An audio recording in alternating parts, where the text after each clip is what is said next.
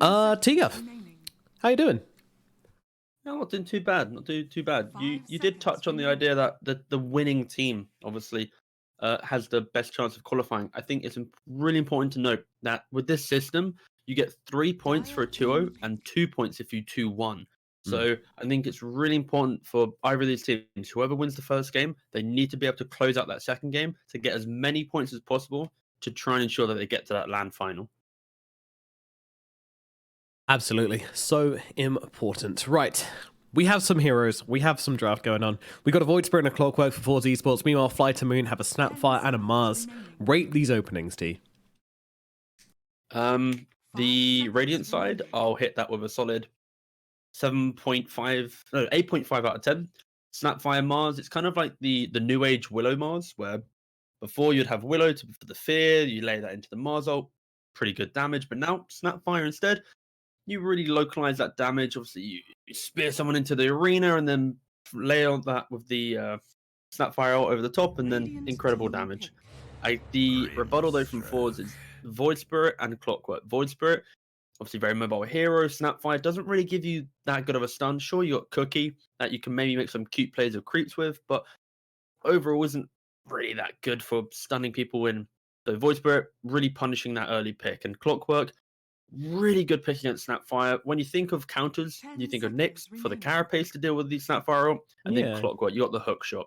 You rocket flare to find where it's coming from. Of course, it's very easy to know the direction of Snapfire ult because you just trace back the glob. Where's it coming from?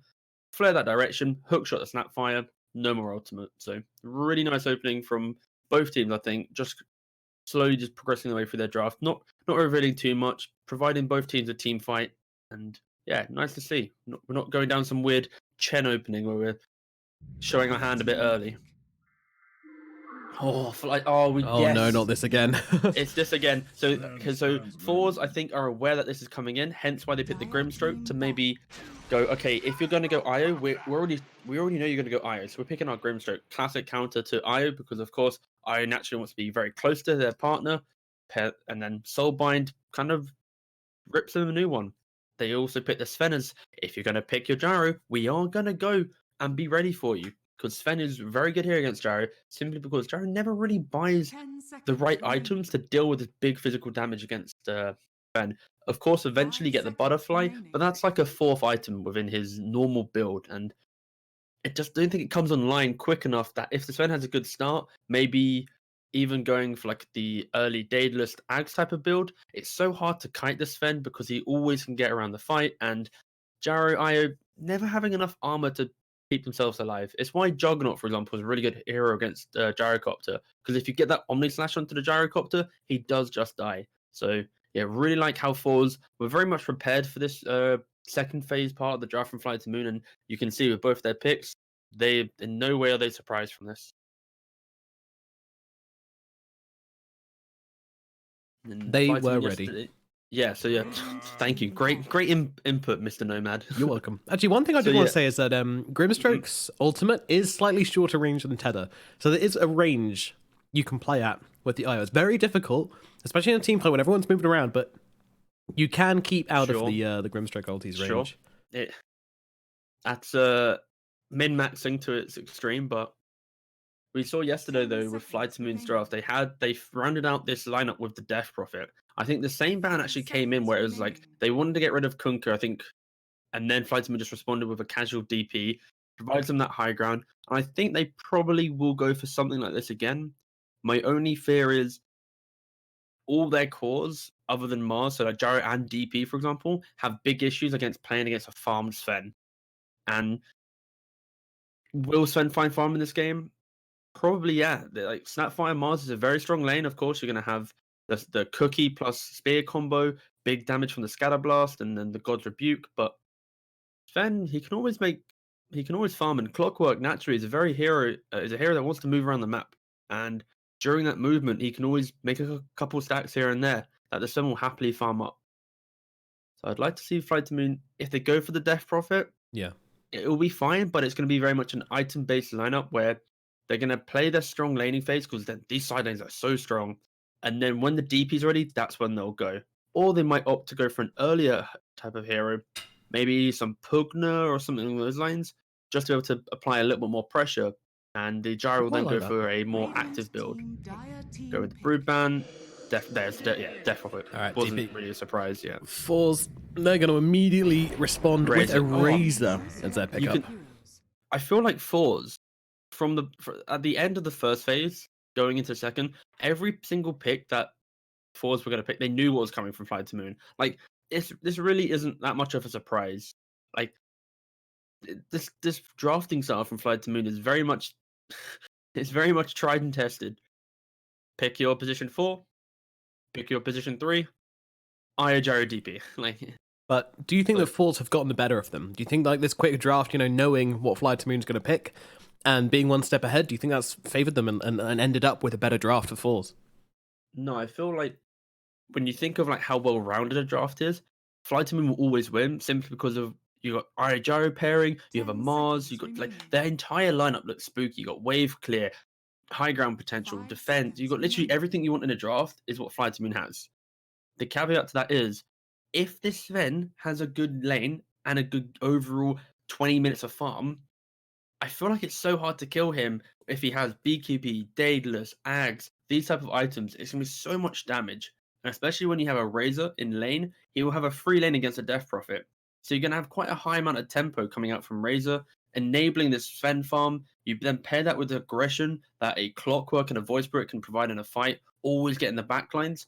It could be hard for FlyToMoon to get the items they need and then get to the objectives. But no, I think this is honest. It's refreshing to see two drafts that are actually somewhat even in terms of both having the same amount of pretty much the generic factors you want, and yeah, it's going to be finally not so one-sided from draft. Yes, We have a game and yeah, two very evenly matched teams as well, I think.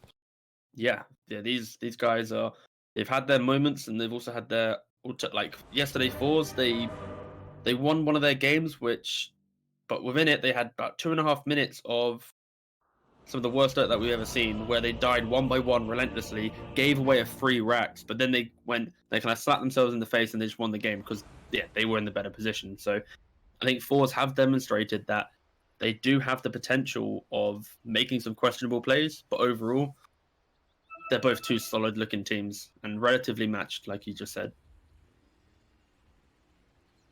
Alrighty, let's get into it. Game number 1 between FlyToMoon and forZe is going to start off with a pause. No big surprises. Yeah. So, Yeah. any interesting items coming out in V-Tune with the double slippers, double iron branch? Nothing really exciting there. Double circlet from Razor. Double circlet plus slippers. Yeah, fine, very standard. Very standard. I don't think there are any items right now that are stand out. Whoa, yeah, there's nothing. Damn it. Alright, let's look at individual lane matchups then. Iceberg versus Gibkey in the middle lane. Razor versus... Oh yeah, where's our flag, guys? Where's our Ukrainian flag? Aloha dance. Oh, come on, buddy. Step it up. There it is. Woo! Yeah. Ukraine pride. Yeah, so DP versus Razor in the middle lane. Who actually takes the advantage there? Pretty much, I'd like to say it's somewhat even in terms of both of the heroes have the ability to push out the lane. Razor obviously can utilize his plasma field, whilst Death Prophet will be using her Crypt Swarm. I think the main thing is the early levels. The Razor will be able to get maybe that early static link. Of course, DP is a ranged hero, so it doesn't have full effect, but DP doesn't really have, like, she can't instantly push out a wave until maybe like level 5. So I think Razor will be slightly ahead. And additionally, once you start pushing out the lanes, DP can't resort to the jungle. It's very slow, very clunky. Whilst Razor, on the other hand, can easily push out the lane, move to the jungle. And obviously, if you have a quick glance at the minimap, the very classic Razor farming area, which is farming both of these camps together, again, using that plasma field to farm the camps very efficiently.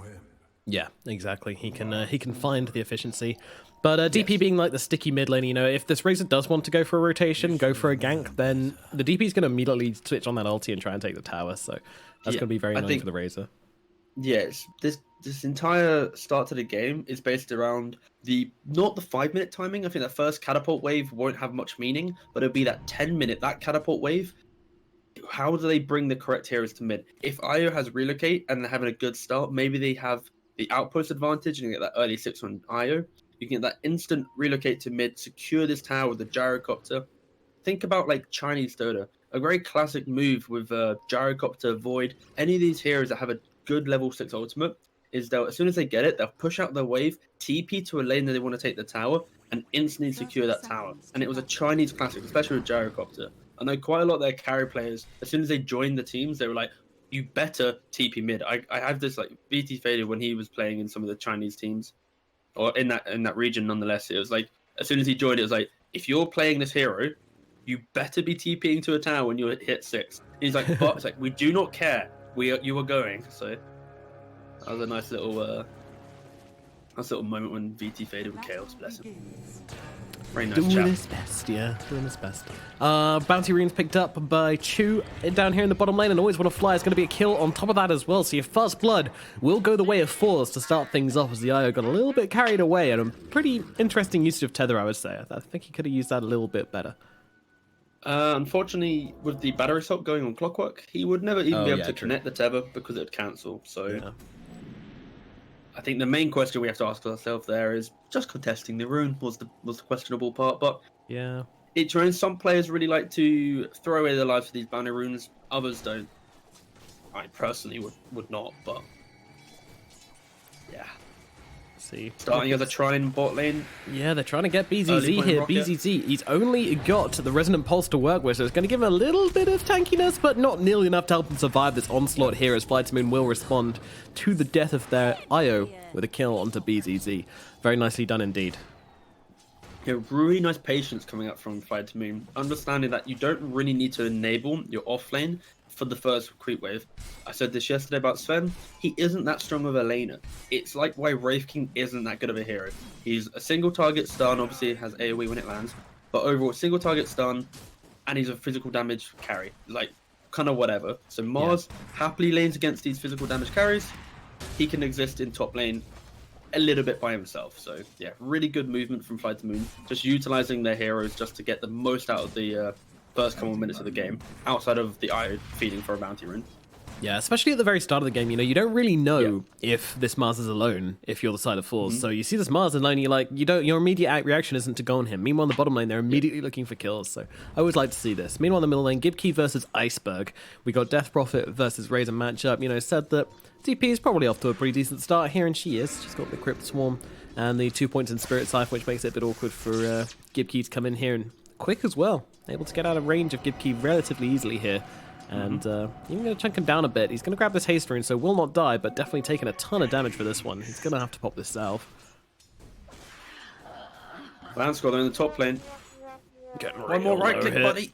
He needs to find it. He's got the scatter Two more blast. right clicks, Should buddy. find him with the scatter blast. Yep, gets it right. Just about, actually. Right on the edge of the range there of the talent. But still gets a kill. Look at the Aloha creep Dance wave. dusts his hands off. This is disgusting right now from FlyToMoon. Creep wave pushing in. Aloha Dance getting a solo pick off. Yeah, this is really FlyToMoon favored this top lane right now. Yeah, stun onto Snapfire. The spear will miss because 19, that's all he wanted to do. He just wanted to throw a bit of harass, get the Snapfire slightly low, limit her aggressive potential without putting her own life at risk. Meanwhile, at bottom area, everyone's on top of each other down here. It's a Void Spirit and a Clockwork versus a Gyro and an IO. No one's really that scared of each other. No, when the Clockwork gets level 3, 2 points in battery assault, 1 in cogs, that's when this lane will get pretty scary, but... Well, now with the level 2, they're trying to make a play here, and they don't really know who they're going on, and they're kind of sharing the damage between the two of them, so FlyToMoon not really feeling too threatened by this rotation, or this initiation, should I say, from forZe. And look at these last hits. I mean, almost everybody on FlyToMoon is a full arm and a leg above their laning counterpart. This is really, really bad. Yeah, it is a product of, like I said, this top lane.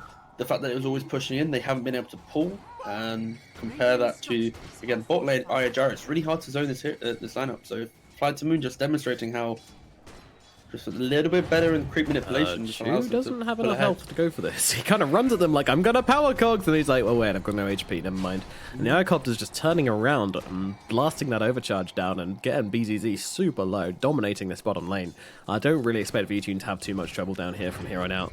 I think this lane's kind of gone in FlyToMoon's favor, and Let's look over towards mid. Maybe it'll be better, but no. Iceberg is giving Razor a bit of a handling. 12-5 to 18-5. It's done great to start off this lane. And top lane, you would hope that maybe they've got some refuge from this pummeling up in the top lane, but no.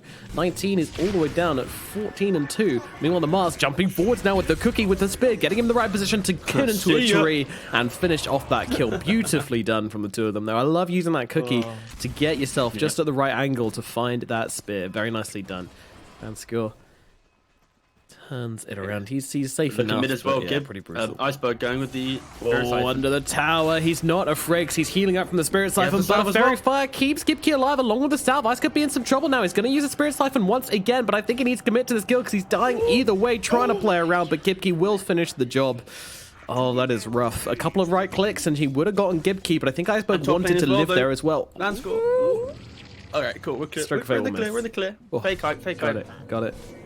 Where are we? As vanScore comes forwards and pretty underwhelming Inkswell. Hit literally nothing. Not a creep, not a hero, not a single unit.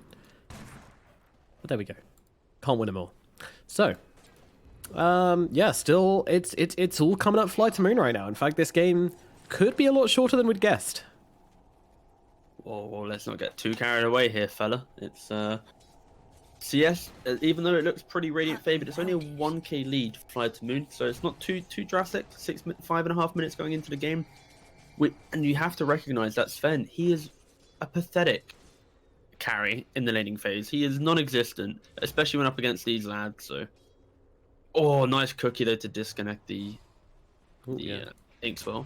Don't know if you were saying. I imagine it was sick. Your reaction was enough for us to experience it to its fullest. Oh, thank you. Yeah. All right. We are trying to push forward the radio cast, so with my observer, we kind of have to. Sometimes. Oh, Chu posturing himself middle, pairing it with the ward on the high ground to the right-hand side. I don't ever see this really playing out because when you try and gank a Death Prophet, especially when she has 2 siphons up, you connect both siphons, you're really tanky. Clockwork melee hero gets in range, it's hard to get out of the siphon, and yeah, I don't see this gank really playing out that well for them. No, but he's still sticking around, Chu. He's like, well, maybe I'll just run at him. Gets it's very optimistic right now. Second point in battery assault. And if you have a quick glance at the Dire jungle right now, there are stacks being made. Only 2 double stacks kind of paired in this Razor area that I mentioned at the start of the game. So yeah. I'm hoping Sven probably takes it. Otherwise, it'll be hard for a true comeback to come into play. Look at Sven fighting really hard over this little hard camp stack here. Low hard dance. But yeah, we'll grab it. Snapfire, too easy.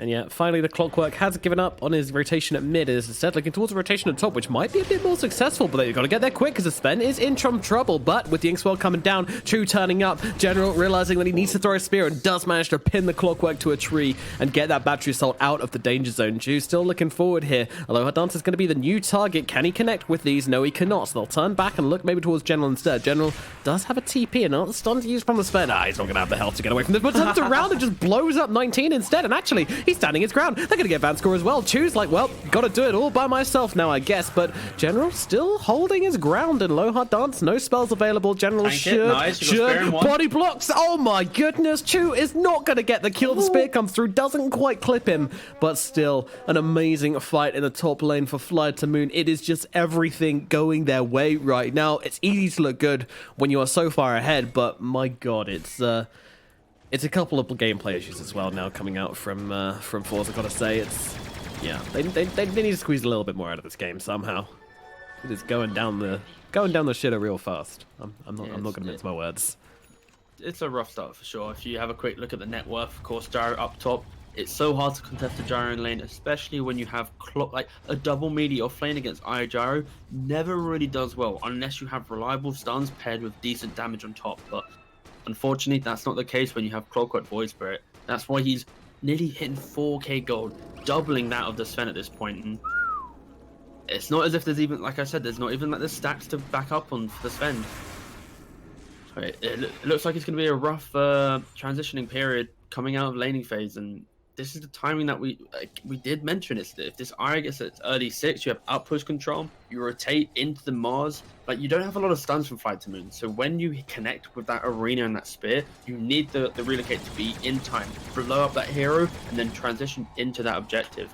if you offset your initiation or your engagement with the relocate, and then you maybe don't have the stuns, it could then become difficult for FlyToMoon to really show how their net worth is actually impacting in these team fights. As the dust starts to settle from this very active laning phase, we do see, as you say, all the cores sticking out ahead. Not too bad, you know, it's salvageable, but it needs some really good plays, some really nice rotations, and some good strategy from forZe to salvage this one, because they are in a bad spot, but they can do that with a Clockwork. But right now, Clockwork's having issues. He's losing the ward battle, yeah. Okay, he won the ward battle, but Io got the deny, so denying a bit of money. Meanwhile, all top lane, Aloha Dance, he's going for it solo. Does he have the damage to bring down Vanscore? Doesn't look like he does. Now 19 coming in from behind with the stun, but no, Aloha Dance will finish the job. Vanscore will fall. Sven looking for the return kill. He can't do it though. He's slowed down by the scatter blast. 19 still chasing, got the stun in 1 second, and now in comes General looking for revenge, and this is a tragic tale. Jesus. Shakespeare wrote happier stories than this as 19 gets dropped again. That pretty much sums up what Sven feels like in current patch. Yeah. Couldn't even get the... Oh, I mean, Aloha Dance, gotta say, like, that's pretty sick. Gibkey going on mid as well. Just diving this iceberg, just trying to, you know, assert a little bit of dominance, because forZe really lack that in pretty much all the lanes. They have no real dominating lane going right now. They actually pretty much lost all three to some degree. I think Razor, he's the one having the best time on diet, but still 900 gold behind the death profit. It's hard to make forZe look like they're in a standing to take any team fight right now. Yeah. And look at this Gyrocopter edging closer and closer to this really early diffusal. This is going to unlock so much fighting potential for FlyToMoon. This relocate with a diffusal gyro is going to be absolutely terrifying. Yeah. Oh yeah, and an arcane ring for Io as well, by the way. Yeah, that's delicious. That's a bit of mana, a bit of armor, a bit of int, delightful. But yeah, the early diffusal blade, I really like that. I think they understand that they're at such a strong timing right now that you could opt to go for, let's say, a drum, a Yasha, maybe the early BKB or an Axe. Like, sure, these items are great, but an early diffusal blade against Sven, Void Spirit, like all these heroes have low mana pools. So if you get that diffusal blade in there, eat through them, also gives you a little bit more catch. It's like a soft catch because it's a slow and not a stun, but still, FlyToMoon, they lack that lockdown, that control. So add the diffusal blade in there, even though it's a small factor, it might be enough to kind of convert on these early kills on Sven. How, like, Sven doesn't really get to play Dota if he's diffusal bladed or like Mars Speared, so yeah. Oh my goodness, they're going to mid, they're going hard at mid actually. Gibkey getting beaten down as once again Aloha Dance, just a man by himself with the Mortimer's Kisses, and then relocate from top foot, taken down to Gibkey and BTZ, taken out of the mix, and now with an arena coming down as well, Vanscore doesn't stand much of a chance either. It's a triple kill for VTune in the middle lane, all started by a grandma on her lizard. Absolutely ridiculous, but I mean, great stuff coming out from FlyToMoon here. They look like they want to make it to this LAN, and they are hungry. Oh, forZe, where is it? Like, where are they? They need to turn up to this game. But if you want to look at this from like a coach perspective, I feel like forZe has gone from the idea of, all right, we know FlyToMoon like the second phase IO into Gyro plus an active mid hero. So we're gonna let them pick the exact lineup, and we're gonna have a process in how we deal with it. The issue is, if you give the opponent a strong strategy that they've practiced with and know, you have to make sure that you can execute. And unfortunately, in this laning phase, they've been unable to convert early rotations, primarily because Clockwork rotating onto DP doesn't work. Clockwork moving into an IGR lane doesn't work. Oh my god. Whiff took. Yeah, so Iceberg was farming some centaurs, and rather than hook-shotting Iceberg, he accidentally got the centaur instead. Void Spirit, the offlane Void Spirit, 3.4k net worth. Snapfire, the position 4, 3.8. This is what happens when your Mars rotates so early and Snapfire gets to farm the lane. Like, FlyToMoon really distributing the farm across their team to really punish forZe and their inability to muster any defense right now. And yeah, let's not take out account the fact that this Snapfire is 307. Definitely going to be contributing to her net worth quite massively. Mm-hmm. Yeah, a solid laning phase. Like, it's really easy to pump out the damage when you have a double stun. Like, all the stuns in FlyToMoon were condensed within one lane. Like, yeah, we've seen this. we've seen the Snap Mars lane quite a lot, so we kind of know how strong it can be, but this is really a kind of showboat with it as they try and get a spear onto BZZ, but he blinks himself away. Well, steps himself away, I should say. An Astral Variety. The saving grace, though, for forZe is if they can somehow continue allowing Sven to farm within the pockets of open space, and he does eventually get to 2 to 3 items, then he does do so much damage, and the gyro cannot deal with that explosive damage. The question is, when you have a Death Prophet on the Radiant side, it's so hard to farm in this time because it's so easy for them to just take objective after objective. And is there enough time for Sven to catch up? He is only 600 gold behind the Death Prophet, behind the Mars, but he's then 2600 or 3,000 gold, sorry, behind the gyro. Like it's a rough time to be a Sven in this game for. It really is, yeah. And he's going for, it looks like the BKB before the Chrysalis. And then my concern is obviously, what the hell is he going to do? Like, you're going to turn up to the fight, pop God Strength, pop Mask of Madness, pop BKB, and then tickle the gyro a little bit as he gets healed up by his IO. Like, it just feels like you need so much more. But I guess you can try and kind of hopefully rely on the Void Spirit and the Razor to try and deal with the IO or get around the back, or there's just so many factors in these team fights, you know. Obviously it's hard to say how it's going to go, but it does just look like nothing is going to stop this gyrocopter from just turning up, whipping out the big guns and smashing down on forZe. But Razor in the mid lane getting used up. Oh dear, now Cookie comes forwards and this Razor, he is dead. See you later, buddy. Instant TPs though, pick off straight away, trying to hook shot. Is there something here? They're trying to make it something, but I'm not sure it is. And now with the Mortimer's Kisses coming in over on high, Aloha Dance, gotta find one, gotta find two, and they'll find a third and two as well. That is gonna be 4 heroes now dead across the map as FlyToMoon just asserting their dominance. Kind of feels like a practice lobby where... More? Yeah. Oh, they found more. No, sorry, BZZ. It feels like a practice lobby where you just kind of spawned in 5 heroes, Grimstroke, Razor, Sven, Clockwork, and Void Spirit. You haven't given them any items, and you've just given your own team just like dash 10k gold, and yeah, it's painful to watch. I think as commentators, we're meant to try and find two sides of the story every time. We can't, just say this team's won, this team's lost. But right now for forZe, it's even if they want to try and farm up and get something in the game, their heroes are so dependent on items that when you're 11k down, not able to contest Roshan, not able to even show yourself on a lane for too long, due to this relocate, due to this long-range initiation from the Mars Spear or just a Snapfire ultimate, this is a disgustingly painful game for forZe to try and muster a comeback. At least Death Prophet used exorcism for Roshan. Oh, but she had an arcane rune anyway, so whatever. The ult's back up in 70 seconds. They do need it. they could probably just have Death Prophet without the ultimate leveled up and shit still. It's a 10-second BKB on Gyrocopter, Diffusal Blade, super active items. You got a pipe on Mars. Like, even if forZe were able to take a fight right now, they rely on the magic damage of Razor, Grimstroke, Void Spirit to try and get a pick off, and pair that with a pipe and probably the mech already on eye, yeah.